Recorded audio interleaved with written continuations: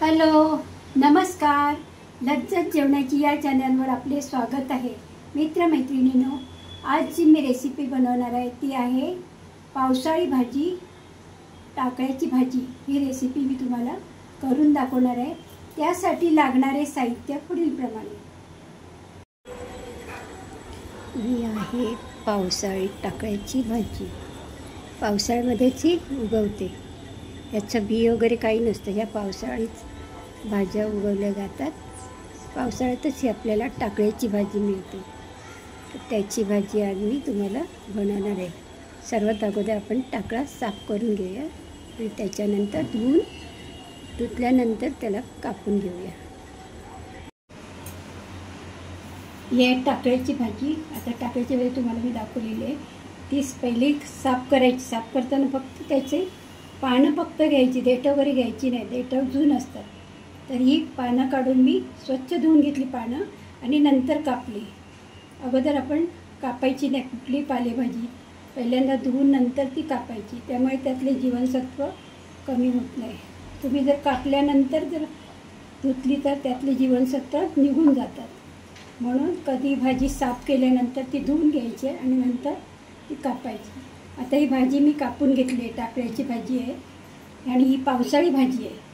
इथे घेतले खोबरं घेतलेलं आहे, लसूण घेतलेलं आहे, हिरवी मिरची घेतली, कांदा घेतला. कांदा भरपूर घ्यायचा. त्याच्यानंतर तेल घेतलेलं आहे.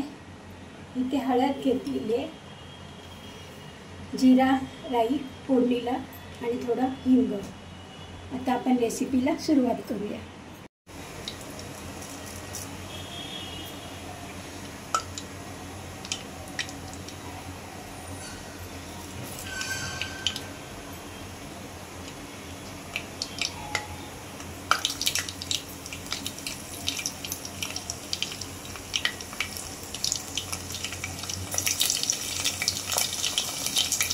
आपल्याला जिरा राई, लसूण आणि हिरवी मिरची.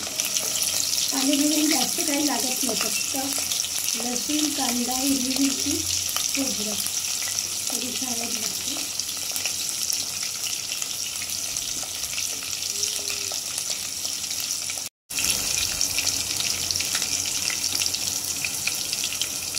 आपण टाकूया कांदा.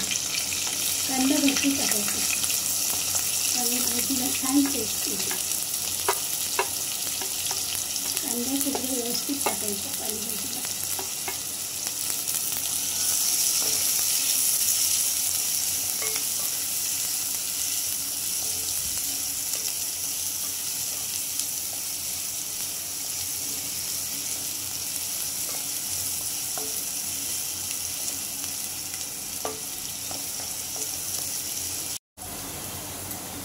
हळद टाकते. त्यात कांदा नरम झालेला आपण आता भाजी टाकूया आणि गॅस स्लो ठेवायचं. नंतर थोडी थोडी भाजी आपण परतून घेऊया. जर जशी भाजी कमी होत जाईल, शिजत जाईल तशी ती कमी होत जाणार.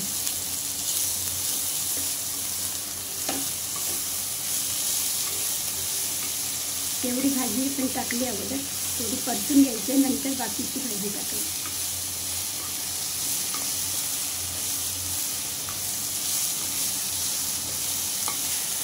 उरलेली भाजी टाकते. मीठ अगोदर टाकायचं नाही. भाजी पूर्ण शिजून झाल्यानंतर त्याची मीठ टाकायचं, म्हणजे आपल्याला मिठाचं प्रमाण बरोबर मिळतं.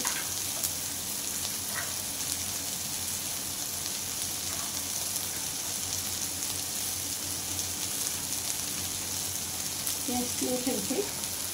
आता चांगली आपण परतून घेऊया.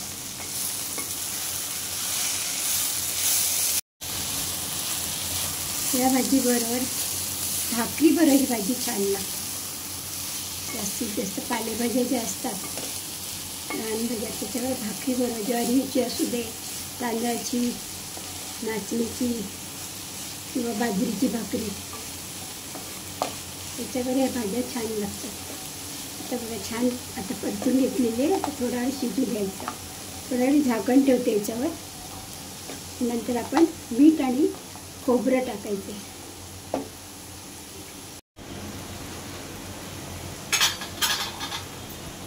भाज्यांमध्ये पाणी वगैरे अजिबात टाकायचं नाही.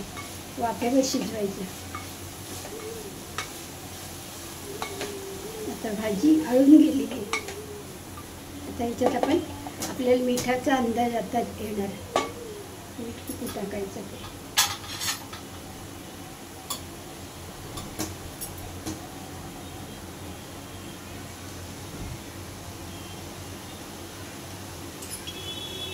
इथे टाकते ओलं खोबरं.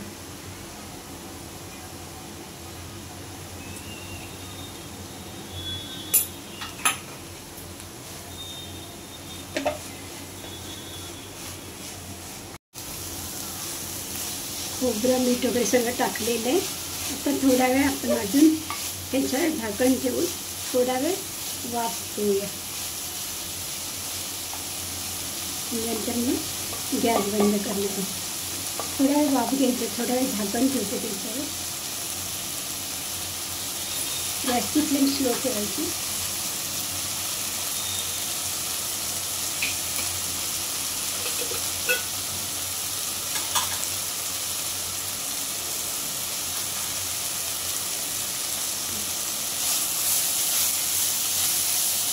गॅस पण स्लो ठेवला आपण. एक वाफ आणायची म्हणजे आपली भाजी तयार.